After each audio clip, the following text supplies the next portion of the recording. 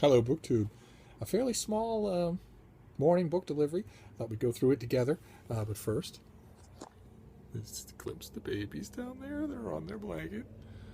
They're fairly comfortable. It's been a fairly good morning. Touch and go. That's good, though. So anyway, here we go. Let's start with this. This is from the University of Nebraska Press. Not usually high on my list of publishers. Oh, doesn't that look good? Stories from a Field. Adventures with Wild Things in Wild Places by Bruce Smith.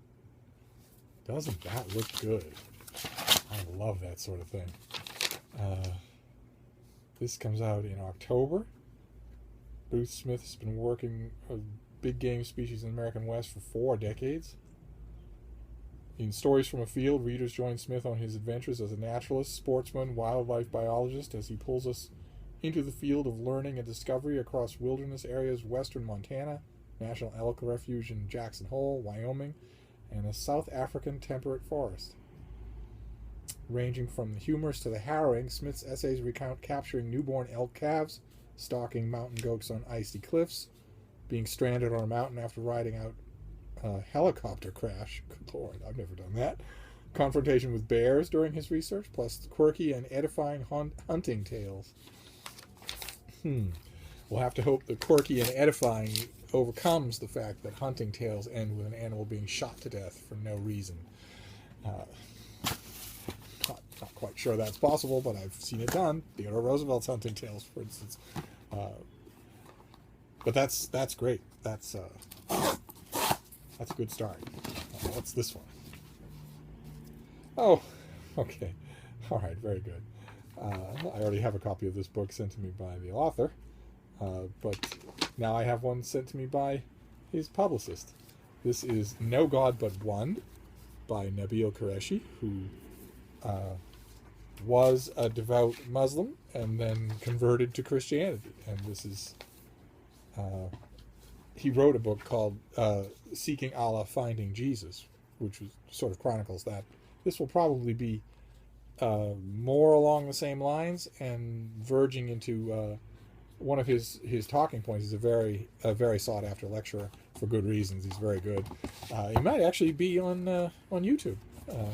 But one of his favorite talking subjects is determining which of the two religions seems more true.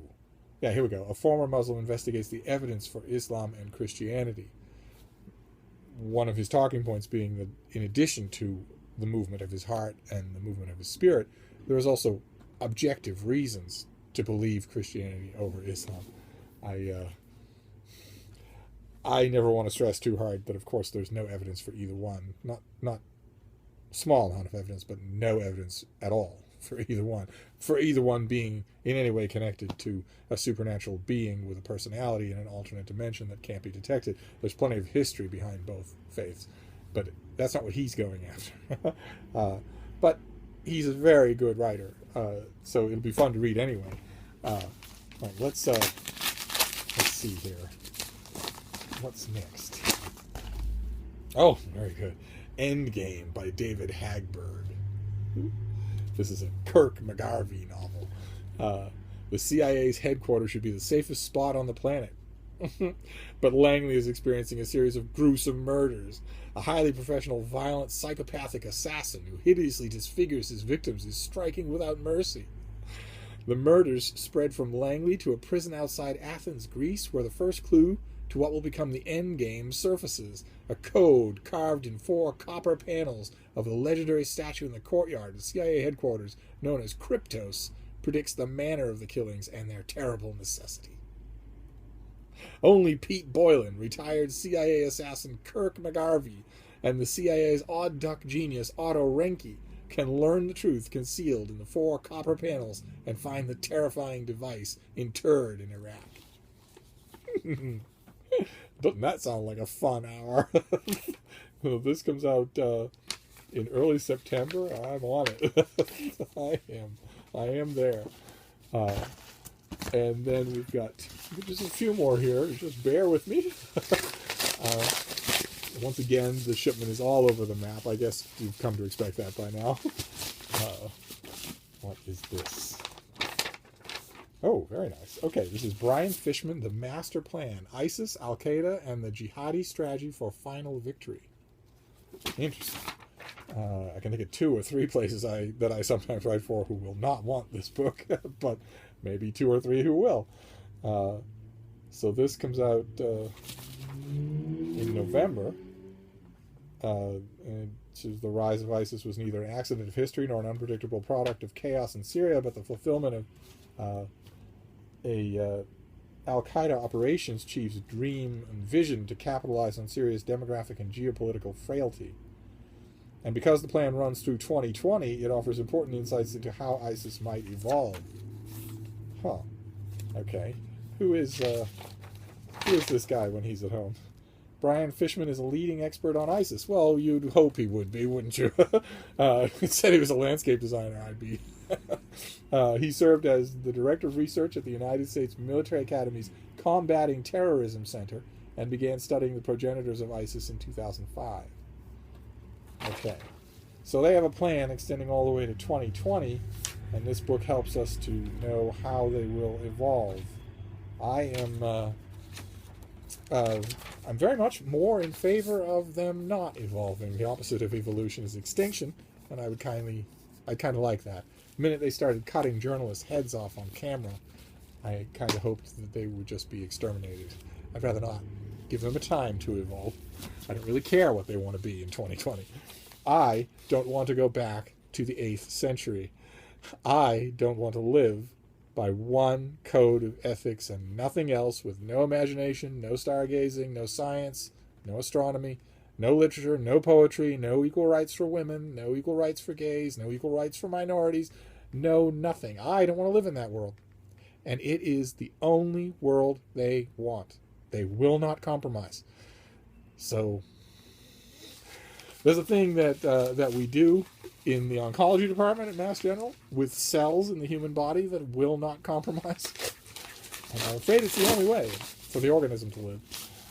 But perish for offend, I descend into political opinionizing instead. Let's see what we have here. That maybe have to be a book that I just read and don't review. Another one from Yale, that's good. Oh, this is, okay, not entirely unconnected. This is the new volume in their Jewish Lives series, which is very good. This is Moses by Aviva Gottlieb Zornberg, who lectures on the Hebrew Bible and rabbinic thought at academic, psychoanalytic, and Jewish educational institutions around the world. She received the National Jewish Book Award for Genesis, The Beginning of Desire, which I don't think I read. Now I feel like I should. This comes out in late November, and it draws on a broad range of sources, classical Jewish texts, along with George Eliot, W.G. Sebald, Werner Herzog, and more, to offer a vivid and original portrait of the biblical Moses. She explores his vexing personality, that's putting it mildly, his uncertain origins, and his turbulent relations with his own people. She considers the implications of Moses' difficulty in speaking, as well as his complicated identity and sense of self. Throughout, she sees the story of Moses, told and retold, as crucial not only to the biblical past, but also to the future of Jewish history. Huh. Interesting. Okay. I'm probably not the ideal reviewer for that one either. That's a little bit of a disturbing trend. Let's see what the last one is. Oh no. Okay. This is the finished copy of Children of the New World by Alexandra Weinstein. It's a very pretty finished copy. We've seen this on this channel before. It's some sort of story collection. Introduces readers to a near-future world of social media implants, memory manufacturers, dangerously immersive virtual reality games, and frighteningly intuitive robots. Many of these characters live in a utopian future of instant connection and technological gratification that belies an unbridgeable human distance while others inhabit a post-collapse landscape made primitive by disaster, which they must work to rebuild as we once did millennia ago. I remember this one. I haven't yet read it. I'll have to get to that. So there's our mail call for today. A very varied list with a slight theological bent. A book on Moses, a book on Islam, and a book on radical jihad. That's 6 books. Half of them have religious overtones, and 2 works of history or fiction rather. So not a bad little mail haul. And we'll move on from there to other stuff. Thank you, BookTube.